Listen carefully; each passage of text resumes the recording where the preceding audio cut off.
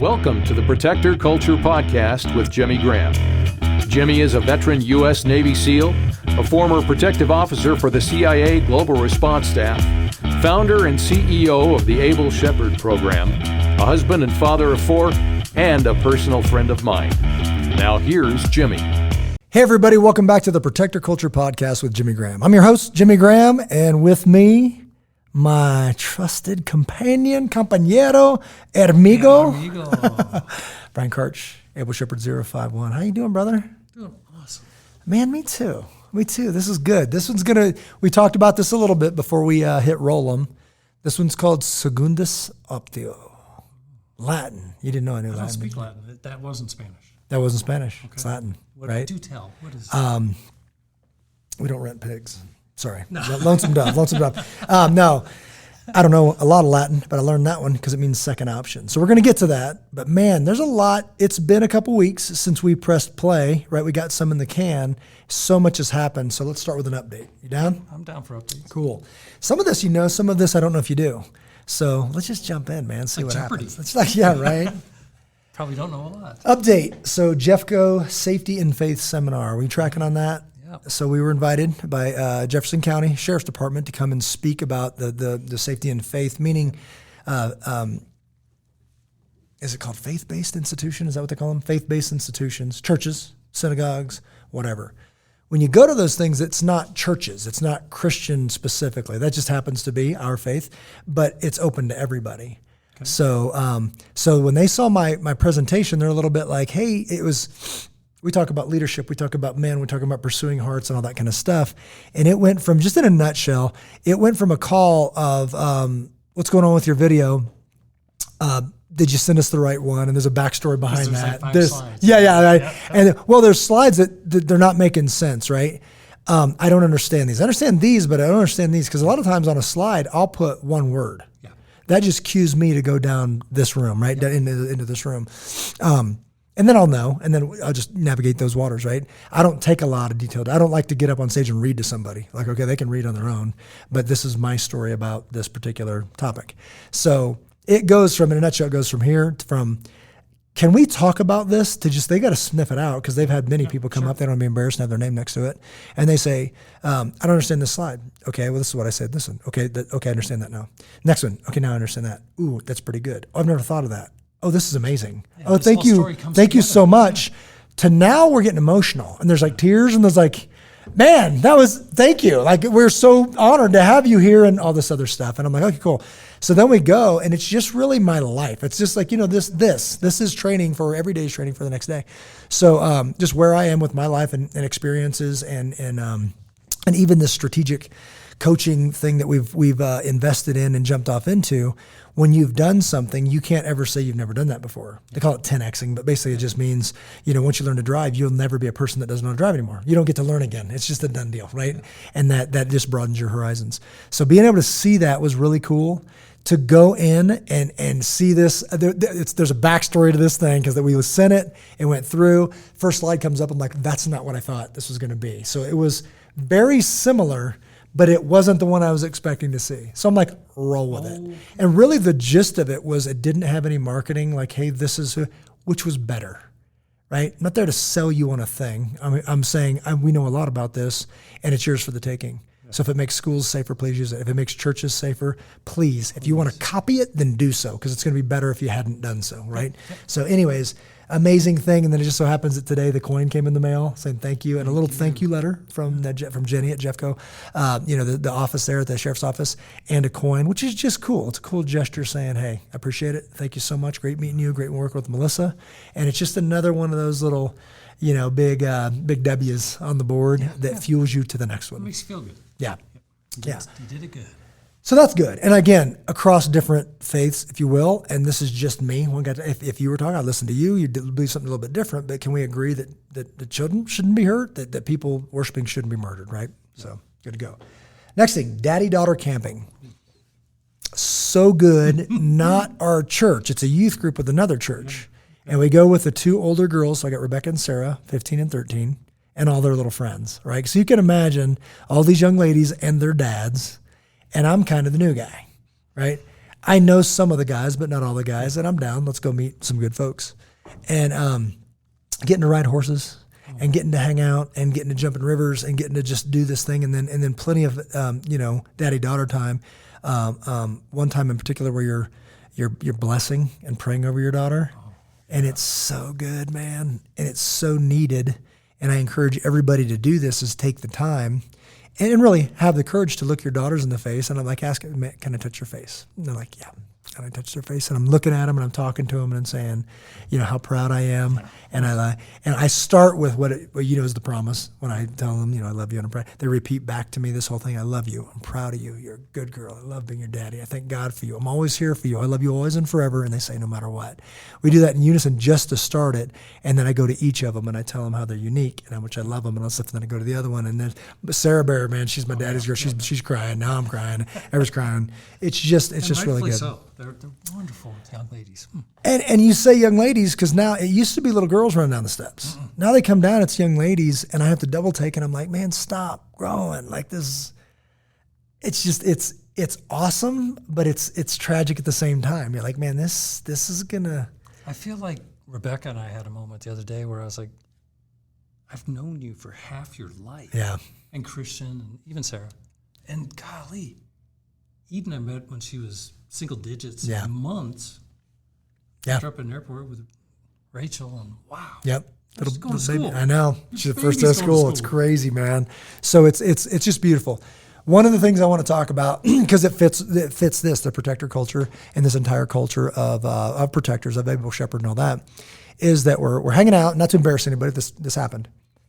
We're hanging out and we're doing this chili dip. We're no strangers to chili dip. Let's go jump in the cold Colorado River, right? Mm-hmm. And it's a little thin slip of it, but there is a little pool. And I say little, not very deep. There's a deep spot like in the center, but it's just not very deep, right?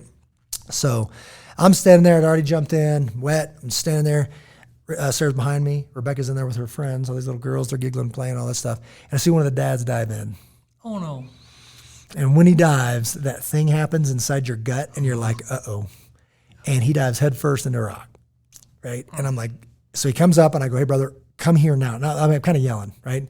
And not because he's in trouble. He can do whatever you want. You can dive in a rock if you want. But he's got that look like you've been clubbed in the head. Why? Because he's been clubbed in the head, and he's gushing blood. And he's wet, so he doesn't know it. And I'm like, come here. And he's got that kind of look glazed over. I'm like, and he holds his head, but you don't hold pressure like you need. Another person has to do it. So I mash pressure, right? And I look over my shoulder, and there's a guy back there, and I said, hey, for whatever reason, because this is the only time I drove my truck to any event, and I just happened to, the girls had the bikes. It's getting close to time, and I drive my truck there. So my truck is by the stables, not too far. And I say, back seat, it's unlocked, passenger side, med kit, grab it now. And now people are moving, and I'm holding pressure. We're in our swimming stuff, and guy comes over, throws it across this little water thing. Sarah catches it, and she's feeding Dad stuff, right? And now out comes the stuff. Let's clean, take a look. That's not good. Let's keep pressure on. Let's wrap your head, get your pressure dressing on it, all that kind of stuff. And it's time to go to the hospital. Another guy comes over, it's time to go, whatever. Both medical experience, we're talking a little bit. And I'm like, ooh, I got some butterfly stitches. Maybe hold it closed. He's like, it's better. Let's just make the trip, right? Okay, let's go. So pack him up. I hear my other daughter, Rebecca, said, it's okay. My dad's got him. Oh. And that just makes you feel warm inside. Like he'll know what to do. He's got him, right? And it's like, okay. And you just snap. Don't really know these guys, know a couple of them. But a guy needs help, right? Yeah. So now you snap into that thing, and thankfully you got the right gear because of our med kits, right? That we promote, that we build. Because, man, it's just like the tactical versions get into the hundreds of dollars, but the Walmart one's garbage. Might as well throw it in the trash, right? So we handpicked and built these, saying like it's very, very real for me as a dad to need Neosporin and Band-Aids most of the time. Ibuprofen, Tylenol, because they're different. And then having a couple real world things that I'm in all the time. We call it the boo-boo kit. The boo-boo. Within the trauma kit. Don't touch that stuff unless you need it. There's scissors in there. There's tape. There's Curlex. There's all these things. So you can rip it away. That one is a little more tactical one. You get a clip, but you rip it away. Somebody throws your kit, and now you're in business because you got what you need, right? So we get them all taken care of. Now we're off to the emergency room, and I get to know him a little bit because now we're shooting out of the mountains in swim attire into the ER in Granby, right? So now it's like, here we are, right? And then I head back, and then they get settled, and he ends up getting sutures and all this stuff. It's swelled up pretty good, embarrassed, obviously, and all that stuff. Nobody put a tourniquet on his neck. No, crank it. The bleeding's still bleeding. Keep cranking. That's why. But it was fantastic. You can bond through all that stuff, and then it draws you closer together. And another guy jumped in, and he went and got him from the hospital. It was a little team effort and all that kind of stuff. Obviously, wish it didn't happen, but that's the kind of stuff that makes it memorable. And a guy needed you, and you were there. Well, and you were prepared. Yeah. This vehicle medical kit is not going to cover all scenarios. Yeah. It's going to cover 80-90% Yeah. of you break an arm, you need to put a splint. You have an ace bandage. You have some tape. You have your boo-boo kits. Yeah. Cold compress. It has most of what you need to, what would be the word? Stabilize for transport. Right. And that's that. When we talk, I just talked to a brother of mine, J-Mo, what's up? I just talked to him, TAC medic, Special Forces, great guy, right? And he knows this stuff inside and out, so we were kind of talking about that, the difference between, I don't know if we coined this, I know we used it before we heard it anywhere else, but it's been used a lot. The difference between a first responder, already taken, police, all that stuff, to immediate responder. Mm-hmm. Immediate responder, you're already there. I happen to be standing there. I watched him dive in. I'm an immediate responder. Why? Because I'm already there, right? Somebody's attacking me. I'm the guy being attacked. I'm already here. I'm an immediate responder, right? So knowing what to do in critical seconds, right now, get after it. Like, why are you moving and nobody else is? That just takes some practice, and then you get to it, right? And guess what? Was that Navy SEAL training? I'm like, that's just dude needs help training, right? And yes, Navy SEAL, I've seen some of this, so I've had to move right now. So did my brothers and all that kind of stuff. That's what we do here. We just say, hey man, make a decision now. I don't right, wrong, or indifferent, go. Right? I'm going, you're invited. Help if you want, but I'm not waiting on you, right? So that's all good. And then, like I said, the special moments with that, and Sarah's helping dad, because she's the daddy's girl, she's helping. And then Rebecca's over there, like, obviously it's tense, like, whatever, but she's like, my dad's got it. Whatever. And everyone's like, oh, okay. Now, whether I did or not, because I'm like, let's figure it out. And it is. It's just that you make a decision and you go. I'm not a doctor, but I know your head shouldn't be bleeding like that. And I know you need direct pressure, and I'm worried about your neck. And, and now we're checking neuro, whatever. Very easy stuff to learn, but a guy needs you right now. Then Douglas County Sheriff's Office. We did our first joint deal. Obviously, we posted, if you checked out that podcast, fantastic, with our local sheriff where we live in Douglas County, Darren Weekly. Fantastic interview with him, very transparent. Man, we've got a lot of feedback from that one. Yeah. That meant a lot. Yeah. And people were like, hey, I heard that, and that's the deal, right? There was not, I think you said, not indecisive, here's the deal. Yeah. And that's the kind of men we need in leadership, right? So fantastic. Don't agree on everything, the red flag thing. I think that was very apparent and respectful. Disagree. Is the juice worth the squeeze? Civil liberties. We've only violated this 4 times. You violated the Constitution. I disagree, right? Yep. But I understand, right? So, anyways, I'm gonna keep fighting my fight, keep fighting yours, but we have the same heart. Enough so that we did the first Defend the Flock. We've done many where we offered to the community, this is what this looks like. Do you have any questions? Went very, very well. Reporters were there. Church security was there. Good folks were there. A good showing from the Able Shepherd community. I said, anybody with this on your shirt, talk to them. They're amazing, and they will answer any question you have. It's not just about me, and it happened a lot. And now for the first time, after the immediate responder neutralizes a threat, you get the situation going, they take care of it. Now the police are coming. Somebody outside radios in, says police are on the scene. Now we go into holsters. We start talking so we don't poke holes through each other, right? Yep. That's what needs to happen. And now for the first time ever, it's real police, real sheriff's deputies coming in and figuring out this, hey, we're both on the same side. Team. Let's not shoot each other, right? Don't fumble the football. So that's a big deal.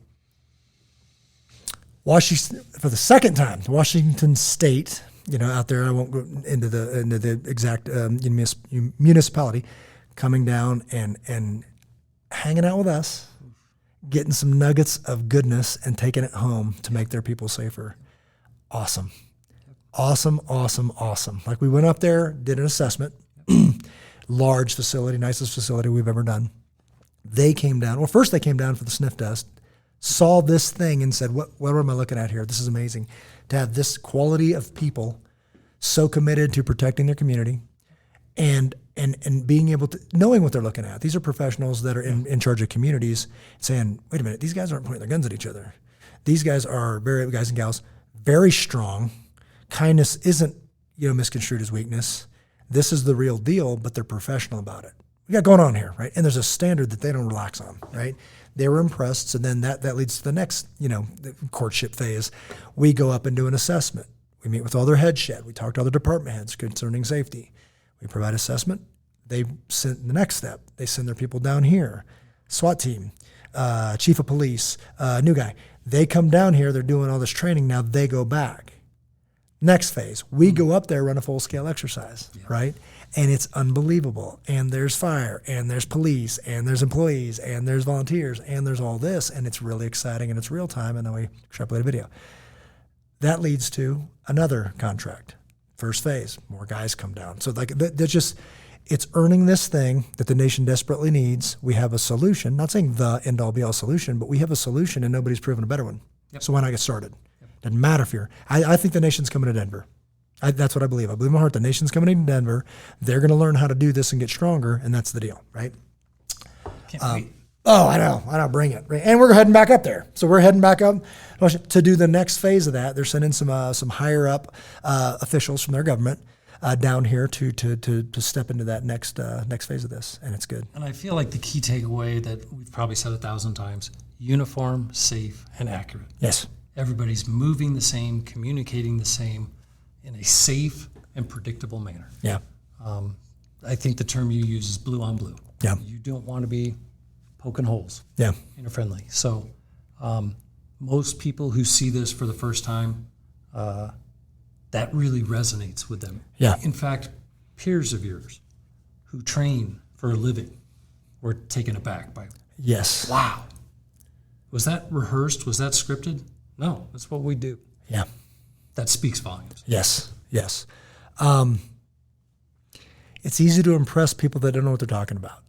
But when you have professionals in the industry and they go, that's a special thing, how'd you get there? Yeah. Right? That's a big deal. There's a standard that I once had to meet, and it was hard for me. How are you having people with zero background doing this, right? That means a lot. And then I've been joking with the people, and I'm like, Mike Glover was here. He stood up there, and he's like, wow, this is amazing. And I'm like, I've been telling you guys that you're really good at this, but then Mike Glover says, right? It's funny. Mike Glover said we're really good, so now it's true. Okay, it's like, but I get it, right? Somebody else looks into that room and goes, man, that's a special thing. Like the thing you're doing isn't easy, because he remembers his TDC. Most people don't know what that means. TDC, Tactical Development Course. What is that? Well, GRS, CIA. Within the CIA, there's GRS, Global Response Staff. Within Global Response Staff, there's the SPT, Special Projects Team. Within the Special Projects Team, they teach a class called the TDC. Jimmy had to go through a TDC. Mike Glover had to go through a TDC. Evan Hafer had to go through a TDC, Black Rifle Coffee. These guys had to learn. You had to pass this. Wait a minute, I'm a SEAL. Should be easy for you. Show me. I love it. That built a lot of this. I had to see all that to say, I'm a cop, I'm a this, I'm a that. Great, should be easy for you. But you still have to walk the road. You still have to go through, because you can't get uniform, safe, and accurate if you don't take the same road. Right? So now all of a sudden you have a capability from a community. So awesome, and kudos to those guys for doing that.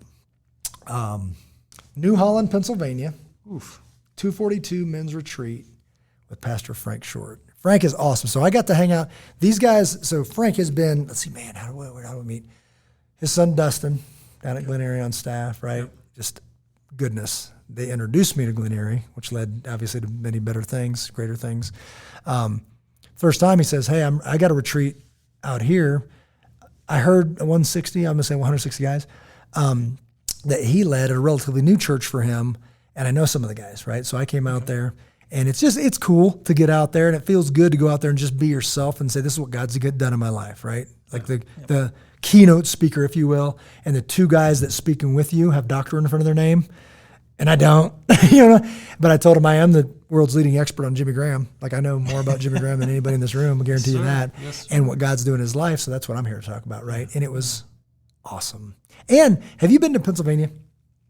New Holland, Pennsylvania. No, doesn't ring a bell. You heard Pennsylvania Dutch. You know about Amish Mennonites, Amish and Mennonites, all that kind of stuff. It's different, and it just gets your head in a different space when you see that going on, and there's like, at one point, I'm a light, and out comes this, this team, huge draft horses. They're making a left at the light, 3 little kids maybe sitting there in a bunch of just starter plants on this whole, like a flat bed. What would be like the 1-ton version, just a big old bed. By Clydesdales. But right, by Clydesdales. But you're thinking about that, man. And he's yanking and he's pulling and doing the thing. But you're thinking about in traffic in town. You're stopped at a light holding these 2 beasts back, and then you got to get after it so you can make the light, and you're turning on steel rims, and you're like, right on, brother. And what's that look like in the winter, But Studded. the kind of devotion it takes to stay to that kind of. I mean, even if people joke about that, like, slipping, and yes, you put that, but what if people don't know you have a radio yet, whatever. Any of it is a devotion. Like it is a commitment to faith. So it just makes you think about that and appreciate that kind of stuff. And completely unrelated, we had a side story from the Wyoming BDR last year. So we're somewhere in Wyoming, and we come around a corner, and there's an Amish trailer coming at us down the road. Yeah, the buggy. Yeah. There's no horses. It had come off the trailer that was being pulled by a diesel truck and is coming at us full throttle. We're just like, what do we do here? Let's get out of the way. And it just goes out of the road. So yeah, that's my Amish trailer story. Well, I remember, so growing up, a Mennonite would be I think the appropriate down in the Ozarks. Okay. Maybe there's Amish, I don't know, but like my grandpa going and seeing the milk cows and all that kind of stuff. And I remember coming around the corner, and this young man on a bicycle is coming around. I mean, this is gravel roads with the bigger gravel. Yeah. And it, like, there's no stability because his feet are clacking like this because he tries to turn, and we almost, make a hood ornament out of this dude. And that's burned into my head when I think of Amish or Mennonites. You're coming out corner, and it's like, here we go, Hang on. Yeah, stand by, and then splat, right? First day of school, Eden Joy, you mentioned that. Man, goodness. So like first day ever. So first day, when you drop off your kids, that's just that thing. And just, it I was blessed to be the one, because mom was, starting, to work, take on more hours at work, all that kind of stuff. And I was the one that got to drive her and have the discussion and go. And she was just proud, big, she's ready.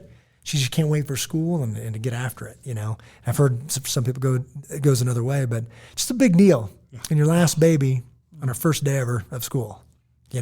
And with the state of the world, just a prayer, protect my daughter, all that stuff, and praying that people, that God will protect that school. And it's a good start, right? And then the last thing is, as far as updates, Brave Academy, which we've been working with, their first day ever of a new Christian school. So Brave Church is my church. Pastor Jeff, what's up? All the crew there, amazing men and women that are boldly teaching, boldly leading, boldly stepping out. They had a vision for Brave Academies, and they have opened their doors. It's official. Nate, what's up, brother? Took on a role there as a teacher and a protector and a model for strength for men and women, and I love it. I love it. That is the recipe. That's our future right there, guys, kids. So protecting kids, modeling strength, saying, I'm heading towards healthy, you're invited. It's all goodness. Which brings us to, so Segundas Optio, you've heard me say this, and this is just a plan B, I'm sure. A plan B, what's up? I guess I would explain it like this, because this has been a long time coming. It's something that's been in my heart about. It's connected to what we do daily, but it was skipped, I think, by maybe a generation, maybe 5, maybe ever. I don't know. I just know, me personally, I was never taught that second option. Let me explain that. Yeah. As a young man into, as a teen into a young man, option A might be somebody disrespects me or talks, or I see somebody doing something, maybe to a child, maybe to a woman or whatever, and I choose to pretend not to see it, or I choose not to address it, or I just bite my tongue, right? And that manifests later into me feeling like a coward, and then I'm volatile. There's a little PTSD on that one. Yeah. Somebody else steps anywhere near that line, and then I overreact, and I go to the third option. So first option, don't deal with it. Third option, go crash a dude in the face, right? Maybe it's bleed over from the other one, maybe it's for this one, maybe it's whatever, but I've done that. And it hasn't gone well, right? It's not been a good thing. Sometimes it did, and other times it was like, man, what were you thinking? And I wouldn't be proud of the way that turned out. And maybe it was in jail, and maybe it was in whatever. But I had no problem, actually, which is kind of weird thinking about it now. I had no problem crossing the room and decking a dude, right? I just didn't, especially if they disrespectful or they did something or they hurt somebody or whatever. It just, there's that. It's a big deal to step into that arena because there's skin in the game, right? And everybody talks about it. Man, I'll go, well, then do it. Quit talking about it, do it, right? Whatever. Yeah. But it does take a commitment, right? And everybody knows it, but nobody wants to admit it. But I didn't really have a problem with that. The guys that know me in the SEAL teams or whatever would tell you, like, hey, yeah, he didn't really have a problem with that. It's like, whatever. Not proud of that now, but it was that. What happened to the second option? So there's 1, 3, but what about 2? I wasn't taught how to look a man in the eye, say things where boldly, but give each other an out. Like, there's an exit here. We respect each other. Let's both walk away from this, but now you know where my boundaries are. You know where the left and right flanks of Jimmy Graham are, right? Okay. And truth be told, you can do whatever you want. But right now, I'm going to step in, use my intellect, find a better answer, and now this is resolved correctly. Yep. And what does that even mean? Good equals godly, right equals righteous. So what's something that I'd be proud of when I look back and say, man, I handled this way, right? So that's what we're going to kind of just touch on today, because it's come up many, many times, meaning in the past month, it's come up many, many times, and it's time to fully commit into not only figuring this out, but tying the pieces together. I think what we're very good at is to digest some information and then make it easily digestible for others. Yeah, consumable. Right. So it's like, okay, we've all heard this and this and this, but I still don't know what to do next. Well, okay, let me chew on it for a minute. And what if you did it this way? And they go, that makes sense to me. Like I had a guy that was a vet that when we were at the Jeffco thing, he walked up afterwards and he goes, thank you for saying this in a way where I can understand it. I agreed with everything you said, and for the first time I understood all of it. Because you can just take things down too far down a road and scientifically throw out mathematical equations, do all this stuff, and you're like, man, I heard a lot of information, a lot of knowledge, no wisdom. Like, how's it apply to me? Yeah. How am I better tomorrow? I heard you talking, and right now I'm thinking about chow, or I'm thinking about bedtime, streetlights are on. What's up, Neil? And all this kind of stuff. So I think that is a spiritual gift and a calling to say, man, let me go learn this, pray about it, digest it a little bit, and then let me present that for you, right? What's happening right now? Is that me? Is that you? Something's ringing. So what about option 2? What came up in a couple of these discussions, in front of many, many people in Pennsylvania and a couple other places, was this actually was modeled. Maybe not by my father, maybe not men in my life, but are you familiar? In the Bible, there's a woman that's caught in adultery. Do you know this story? And it's a life and death thing, and I think we forget the real world life and death danger of some of these stories in the Bible. If anybody has ever been around death, if you've been around high risk violence, let's just say it's a riot. Okay. There's an energy called a mob mentality. Yeah. It's very dangerous. Over, yeah. It's very dangerous because the energy makes weak men feel strong. Like it makes them feel powerful, the energy from it. And now all of a sudden you're doing things that you wouldn't have done if you were alone. You wouldn't have done if cameras were rolling, but because everybody's doing it, you're doing it.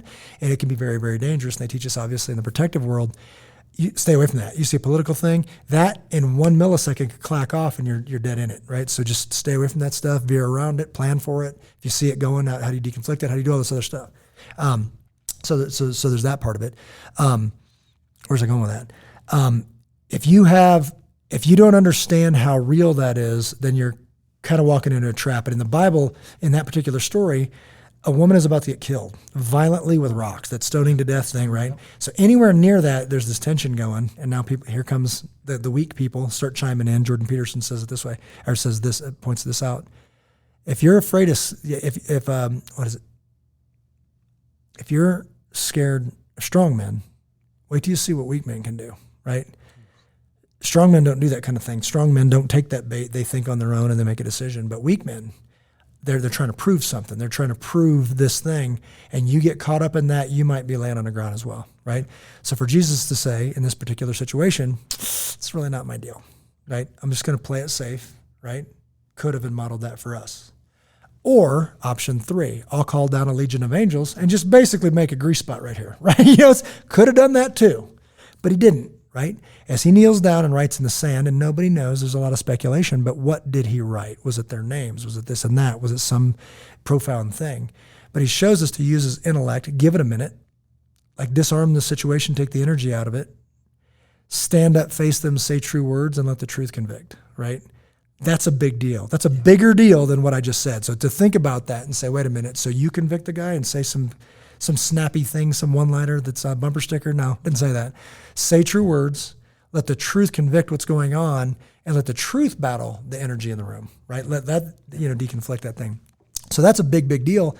And we've seen it, like recently a couple times. And am I there yet? I got a couple notes here. Parking lot video. So the parking lot video is, in a nutshell, it's I'm sitting there after lunch, and you know this video. I'm sitting there after lunch, and I showed this to these men. And I just had a meeting. I'm sitting there. I got my leftovers are on the thing. This is on Facebook under Jimmy Graham, and back in October. Yeah. And I'm catching up on some texts. I'm getting ready to start my truck, and I look over. I hear screaming, and I look over, and this guy's beating on this woman's car. She's screaming and all this stuff. She jumps in the car, tries to drive away. He gets behind, blocks the car. Yep. Right. Then she comes out, yells some more stuff. At this point, I just pull out my phone because now he's kind of like leaning up against the car and he's doing, I'm like, this is weird. And my law enforcement friends are like, hey, get proof, man. We just need proof. Yeah. So I pull it out and I know that this is like, as far as de-escalation, videoing somebody is not really a de-escalation technique, but I pull it out and start getting this proof. And I'm in my car, in my truck. Then he stays there, but she starts like just leaving. She's like, I'm out of here. So she just starts stomping off. He looks left and right, nobody's watching me, and takes off at a dead run. Now he's got my attention, right? Yeah. Now the door opens. Now I'm in the V, and he grabs her. He doesn't tackle her, which is kind of, I'm like, uh-oh. He grabs her, and like, you can't leave. And now this thing starts going on. But again, you're doing something in public that, you're obviously, is anybody watching me? That thing, conviction. And he sees me. Turn that camera off, right? And now here he comes, right? So I'm like, okay. And I take a breath, and I'm thinking about this, and I'm like, don't advance because that's mutual combat. That can get me in a problem. Now it's a fight, okay, right? Yeah. But I'm just getting data, but he's coming, and I don't want to be in the V of my truck. So I don't step forward, but I step sideways. Step sideways, so I've got a little room to work with because I don't want to be trapped, right? And he gets, in my mind, I draw a line in the ground, and I'm like, I'm going to stand here and record, and this is the line. So I'm saying, well, here he comes. He says, he's like, damn her camera down. And now we call we refer to the video as damn her camera down, which isn't English, by the way, which he's scared. He's just got a little anxiety going on. I don't know the guy from Adam. He doesn't know me from Adam. But I know this. There's a line on the ground. He gets to, as if he knows, he gets to that line and he hits the brakes. Kind of looks at me. I've said nothing at this point because the menus that are popping up, you seen RoboCop? You seen RoboCop? The menus are not good ones. Like they're like my younger 20s ones, like this stupid stuff, the posturing they call it, chest out, beating your thing. You want to go? All this stuff. And I'm like, not a good option, not a good option. So I say nothing. So he freezes, looks at me, and he goes, okay, and starts walking away. I'll call the police for invasion of privacy. For the first time, I say, do it. Right? My foot's behind me. I'm leaning in a little bit, but I'm just looking over my camera. Arms are in, protective posture, all this stuff. But he sees it. Sees something. Goes away. But now he's running towards her, so I do follow it this time. And I just record it. When he gets there, they look up, and they both just kind of hang their heads because now this is accountability, right? It's really happening. This is just catching the truth. It's camera, right? Camera don't care. One eye don't lie. It's catching it, right? So as I'm filming it, she hangs her head, and she goes, thank you, but that's okay. You don't have to do that. Right? More options pop up. None of them are good. So I say nothing. And I just follow them. And as I get back towards their car, he goes, we haven't done anything. I go, good. Okay. Still okay. Haven't embarrassed myself yet. They go in the car and he goes, have a good one. You too. Over. Thing's over. The best possible solution. Yep, nobody went to jail. Nobody's balled up in the concrete, whatever. And now I'm just going to go back to my day. Right?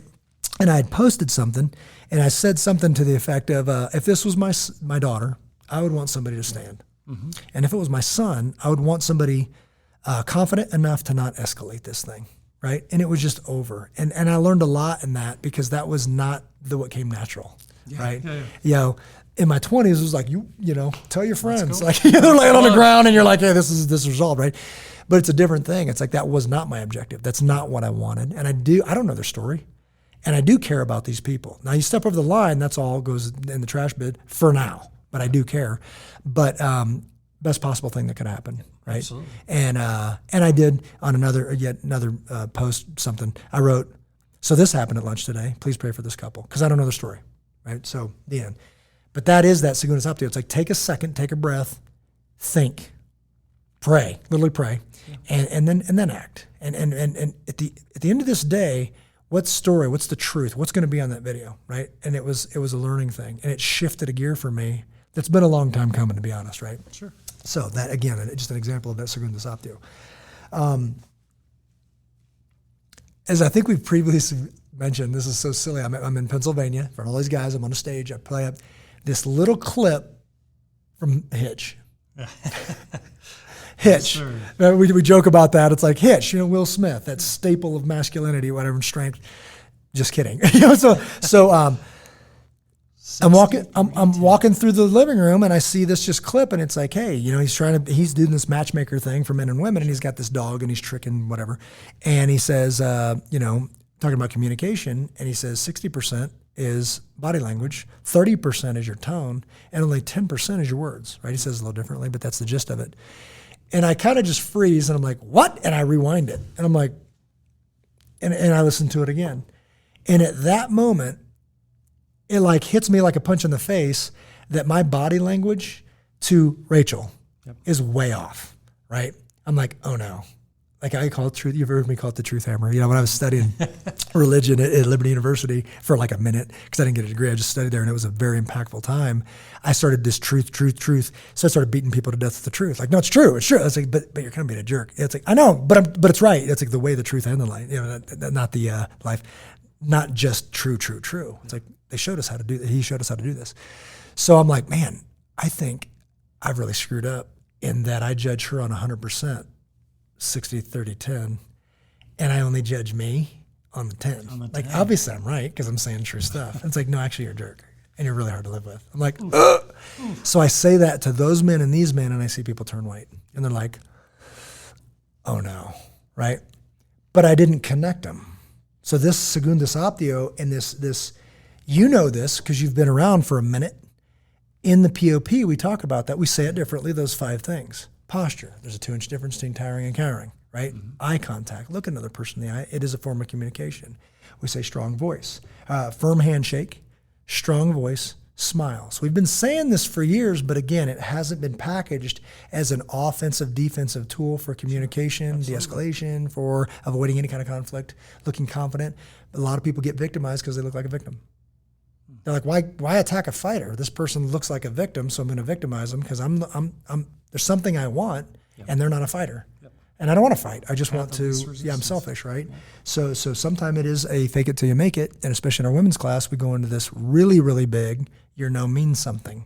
That little girl at my house right now, she has no problem telling dad no. She did today. She's like, no. I'm like, hey, go on. No. We were at a play park. I'm like, hey, go into the spaceship. She's like, no. I'm like, okay.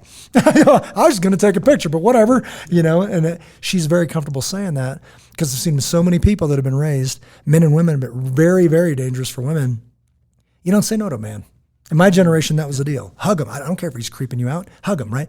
But at 18, there wasn't another class on now you can say no to a man. So you left them with you can't say no to a man, and the world devoured them because they were naive, right? And it's dangerous. So when they're little bitty, they learn no me is a powerful word. Even the biggest figure in your life right now respects it, and this kid better, and this dude better, and this stranger better, right? So it's very, very powerful. So all of this under that second option, all of this under the body posture, the body language, under the tone, and the words. But it is a skill that we will be honing for the rest of our lives. And we've taught it as, we've taught it as a confidence thing. We've taught it as a defensive, like a tool in protection and self-defense and the like. But this is a life skill. Absolutely it is, yeah. And one thing, I've heard the 60-30-10 a number of times now. Yeah. It's amazing how quick that skill fades. Like it is every moment of every day I have to remind myself. Yeah. I honestly believe pray without ceasing means this. Don't pray before the conversation. Let prayer before every word that comes out of your mouth, right? Because Rachel and I'm pretty good until she talks. Then I'm done, right? It's like, no, I'm going to say some stuff. Okay, fine.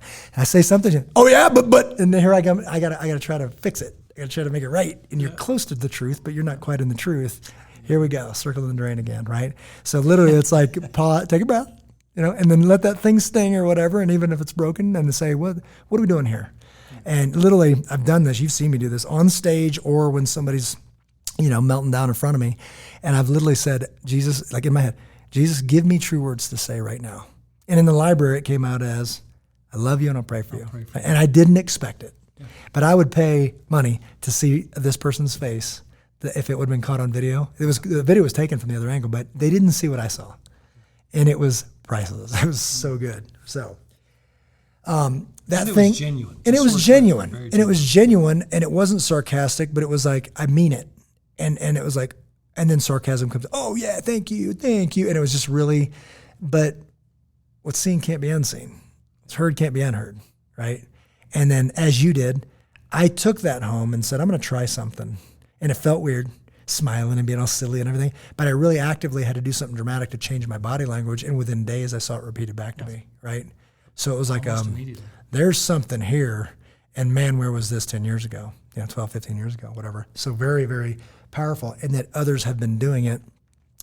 And checking themselves, if you will. I don't, people are like, oh, Jimmy, you check that guy. I don't really like that because I'm not really doing it to check a dude because that can be offensive. But hey, man, I should step in if you're saying something. Or if it's me, like if I'm check myself, okay. If it's wrong, like I tell my kids, don't worry about what other people say about you. Unless they're right. Yeah. If they're right, they're like, he called me a thief. Do you steal stuff? Yeah. Well, then knock it off. You got work to do, right? But if they say something that's not true, just so what? It doesn't even matter, man. It's like it wasn't said, right? So like, oh, he made me mad. He can't make you mad. He's just being him. You chose to get mad, right? But it's easier said than done, right? So to control yourself. As you know, to kind of wrap this up, we've had people saying, do you teach that? Where can I learn that? Where can I come for this?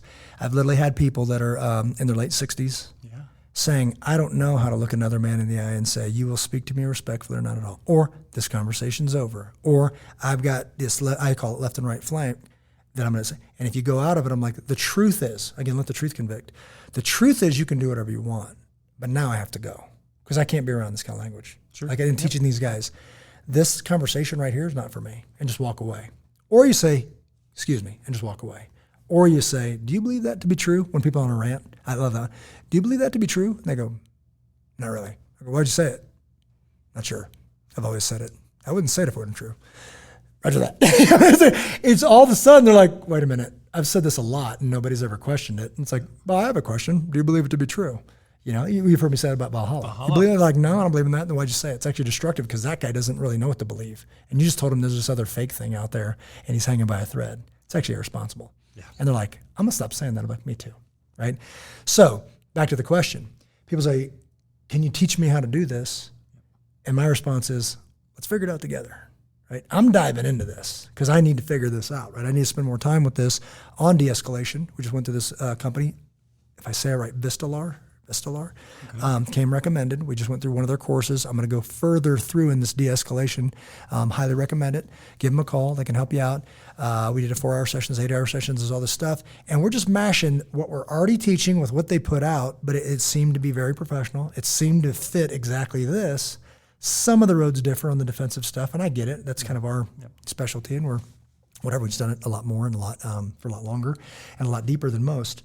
But it was good. But I would say that we are heading down this road because it's a tool that's too important to skip. For example, I've got a thing coming up tomorrow. I'm going to be standing in a wagon talking to hundreds of guys, talking about how to stand respectfully. And I'm being called for this one to not be armed, right? Because I carry a gun all the time, right? I feel called not to because my identity is not in my gun. I feel like I'm being called to stand in strength. In the strength of Jesus Christ as a man, just to put it bluntly. Sure. And I'm okay with whatever happens next, right? So, and that's weird saying out loud because I'm like, but what if? I'm a what if guy. What if, right? And there's so many guys are what if guys. And they're like, if I do this, I'm like, I don't believe you. Even if the thing happened, you'd be the guy that didn't get it, whatever. They're so trying to prove something that they almost want it to happen, and that's already broken, right?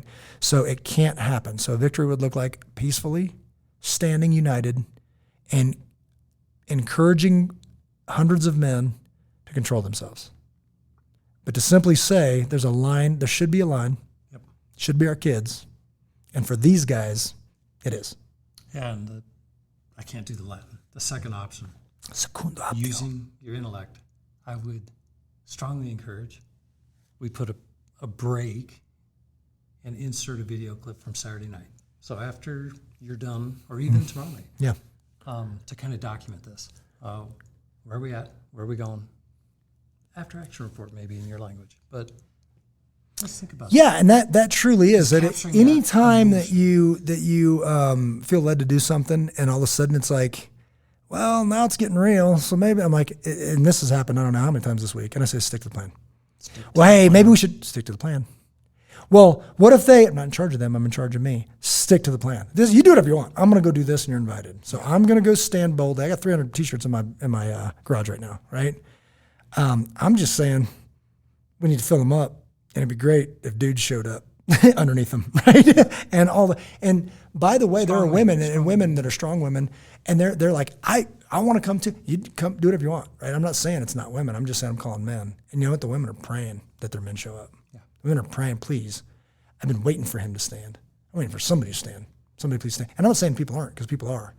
not nearly enough for what's going on right now, right? Stand while there's something left to stand for, right? Because it's coming. And I'm not a doomsdayer, you know that. And I know the back of the book. I know we win ultimately. I just know it's going to get nasty, right? But I do know this: to get to them, you got to go through me. To get through my kids, you got to go through me. And it's not that you don't get to pick the way this fight comes. No. I wouldn't pick go stand with a bunch of dudes and do nothing else. It's just the way this is playing out, right? So again, I don't care who it offends. I'm not calling sheepdogs. It's time to shepherd, right? The sheepdog is not biblical. I don't care if that offends you at this point. I used to be able, whatever. I agree with that movement, but that's not what I'm talking about. I'm not talking about growl at the horizon, right, while your grandkids are dying behind you. I'm saying it's time to shepherd, and shepherd means defend. And even David killed a lion and a bear with his bare hands. Oh, I need my sling. It's not about the sling. It's not about your gun. It's about being a man and saying no. Like in this country, I still get to say, I love you, but I disagree. Yeah, absolutely. Right? And now people are going to jail for that. So be it, right? So be it. Well, and I think another aspect in this community, this environment with Shepherd, is to teach, lead, and protect. Correct. You are teaching people how to lead people and how to protect people. Which protects them, right? And again, we've said it before, we'll say it again.